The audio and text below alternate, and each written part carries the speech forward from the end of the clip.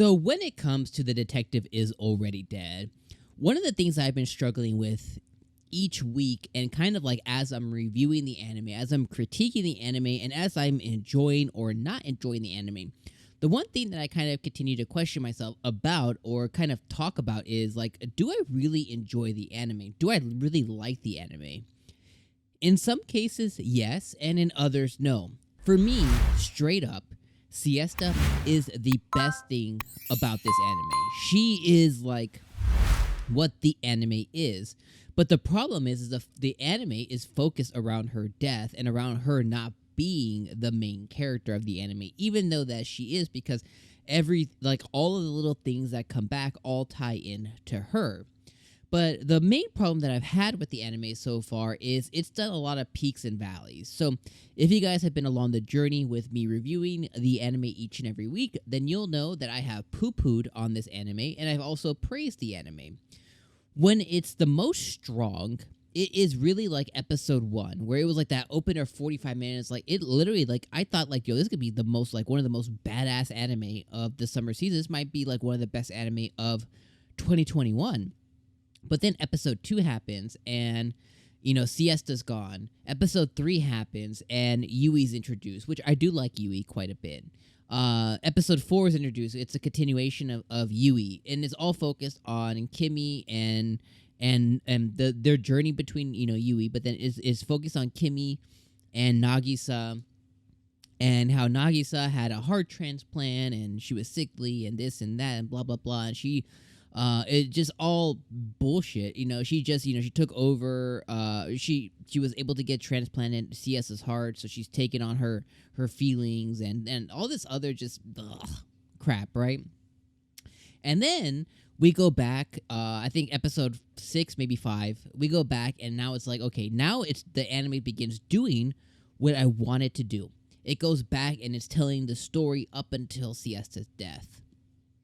So it does that, and it shows the adventures between Kimizuka and between Siesta, and that's where it peaked for me. I thought, I was like, oh, okay, this is what I wanted out of the anime. Like, this is what I wanted them going and solving mysteries, solving cases, going on crazy adventures, and we got that for, and I want to be specific here, so episode 5, 6, 7, and 8, and maybe even a little bit of 9, right?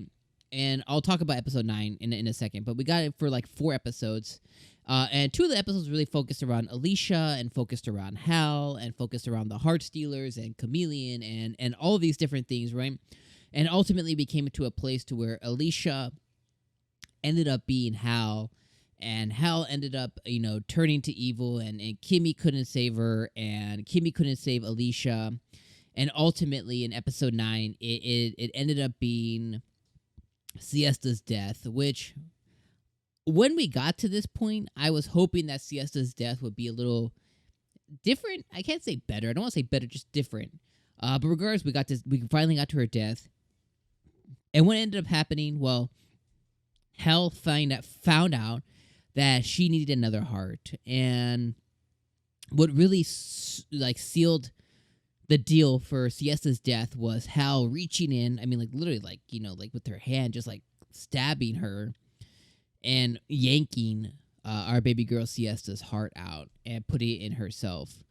And then we come back now to episode number 10, and it all makes sense all of a sudden. And again, you guys can put me if I'm wrong or if you think that I'm not right.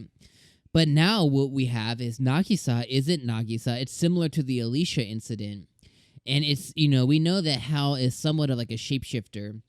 And we can now see that, you know, Nagisa didn't go through a heart transplant. This is what I think, at least. Again, this is just my opinion. This is what I'm putting 2 and 2 together. I may be completely off base and I may be completely wrong.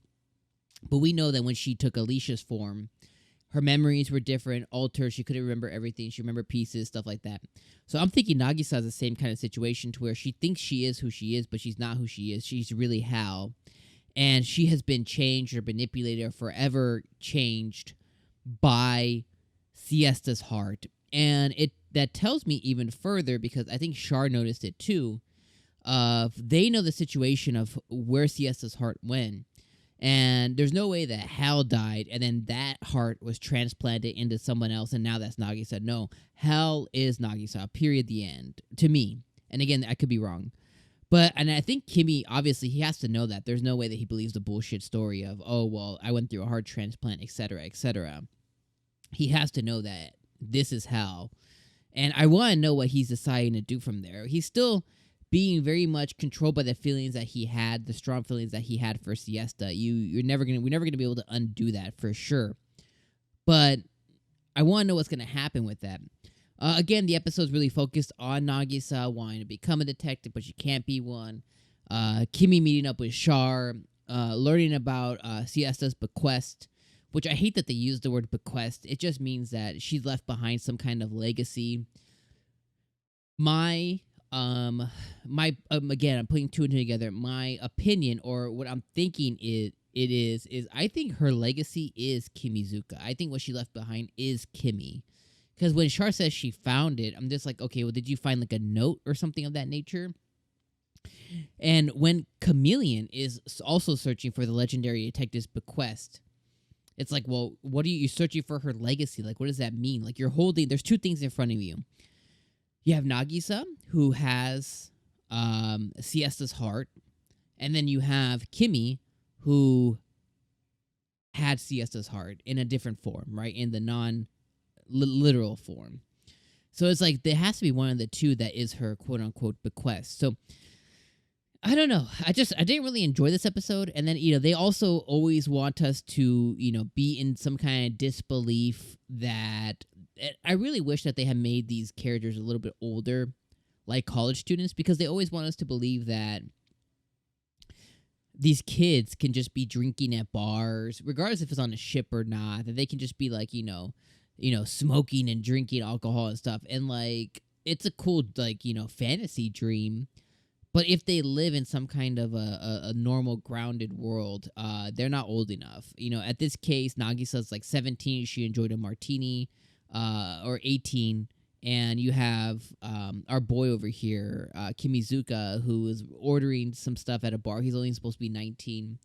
And then you have Char gambling, which in some cases, yeah, you can gamble at the age of 18 in certain places. I don't know about ships, but they just have too much they're just like, you just believe that children can go be this. And I'm just like, I wish they aged them up a little bit. It would have been the same experience, but less of me being so like bleh about it. If KIMI was 23, 20, everyone was like between the age of like 20 to 25, somewhere around there.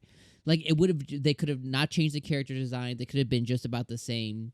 The only one that probably would have been younger is the young pop idol. She could have been like 17, but not be a part of the bars and stuff. Like, like there could have been a little bit difference there. Like they should have just aged them up, be college students. Like, you don't always have to stick to the anime formula of being high school. That kind of bothers me a little bit too.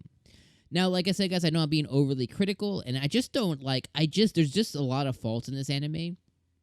And overall, I think when this anime is done, I really, really don't think this is going to be one of those anime that I go back to probably ever. This is going to be like, once I finish it, like I'm done.